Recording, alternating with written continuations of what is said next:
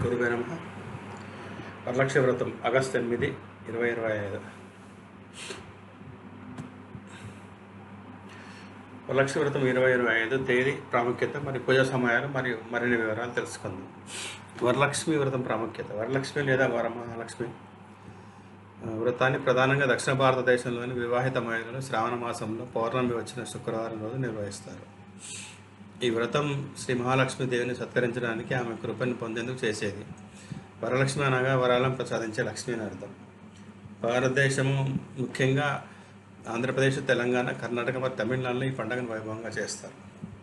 ఈరోజు లక్ష్మీదేవిని పూజించడం అత్యంత శుభ ఫలితాలను ఇచ్చేదిగా పరిగణిస్తారు. పురుషులు కూడా ఈ ఉపవాసంలో పాల్గొనవచ్చు. దక్షిణ భారతీయ సంప్రదాయం ప్రకారం మహిళలు ముఖ్యంగా పూజలో పాల్గొంటారు. వారు తమ భర్తల ఆయురారోగ్యాల కోసం, కుటుంబ సంపద కోసం వ్రతాన్ని ఆచరిస్తారు. వరలక్ష్మి వ్రతం తేదీ మరియు పూజా సమయాలు. వరలక్ష్మి వ్రతం ఆగస్టు 8 శుక్రవారం నాడు జరపబడుతుంది. ఇది మహాలక్ష్మి అనుగ్రహాన్ని పొందేందుకు అత్యంత శుభదినంగా పరిగణించబడుతుంది. శుభ పూజ ముహూర్తాలు. లగ్న పూజ ముహూర్తం సమయం వ్యవధి. సింహలగ్న పూజ ముహూర్తం ఉదయం 6:54 నుంచి 9:02 వరకు, ఆగస్టు 8 రోజు.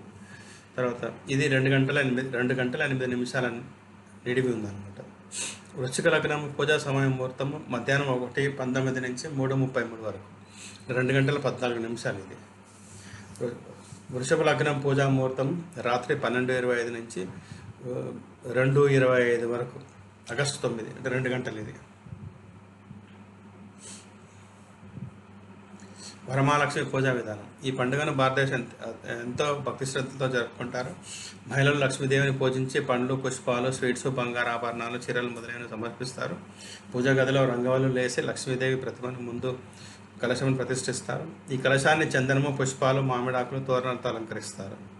కలశంలో తమలపాకులు, బియ్యము, పసుపు దండలు, అరటికాయలు, మహాలక్ష్మి నాణ్యాలు ఉంచుతారు. ఆపై శ్లోకాలతో పాటు హారతి చేసి పసుపు నూలు చేతికి కట్టుకుంటారు. తర్వాత తీపి పదార్థాలు, బహుమతులను ఒకరికొకరు పంచుకుంటారు.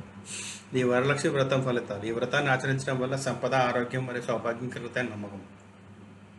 ఈ వ్రతం ద్వారా వచ్చే ముఖ్యమైన ఆశీర్వాదాలు కింద ఇవి: ధనము అంటే ఆర్థిక లాభము, సంతానము, సంపత్తి, ధాన్యం అంటే ఆహార ధాన్యాల వృద్ధి, ఆరోగ్యము, దీర్ఘ సుమంగళి భాగ్యము, గజలక్ష్మి అనుగ్రహం, అప్పుల నుండి విముక్తి, ధైర్యము, శక్తి. ఈ విధంగా వరలక్ష్మి వ్రతం ప్రతి కుటుంబాన్ని మంగళాన్ని, శుభాన్ని తీసుకురావడంలో సహాయపడుతుంది.